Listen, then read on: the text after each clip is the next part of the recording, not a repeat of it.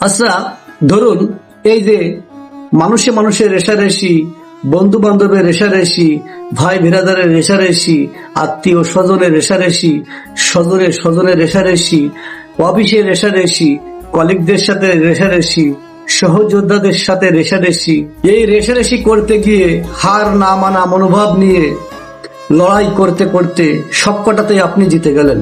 তারপর সবকটাতে আপনি চ্যাম্পিয়ন হলেন। তারপর ধরুন বিশ্ব ব্রহ্মাণ্ডের এই বিশাল ইউনিভার্সালের মধ্যে বিশাল একটি গ্রহে হার না মানা শিখতে শিখতে আপনি এমন এক জায়গায় পৌঁছে গেলেন যে সবকিছুতেই আপনাকে জিততে হবে, সবকিছুতেই আপনি জিতেও গেলেন। তারপর সবকিছুতেই আপনি চ্যাম্পিয়ন হলেন।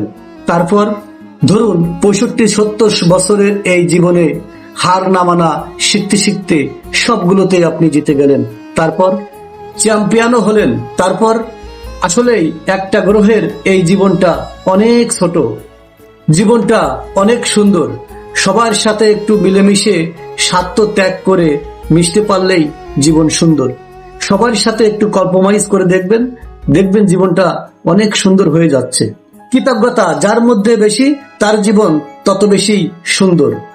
সুতরাং ছোট্ট এই জীবনটাকে একটু অন্যের সাথে সুন্দর করে মিশে একটু অন্যের আনন্দ উপভোগ করি, দেখবেন জীবনটা অনেক সুন্দর হয়ে গেছে।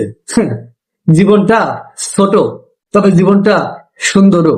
তাই আসুন সকলে নিজের জীবন উপভোগ করি। আল্লাহ হাফেজ।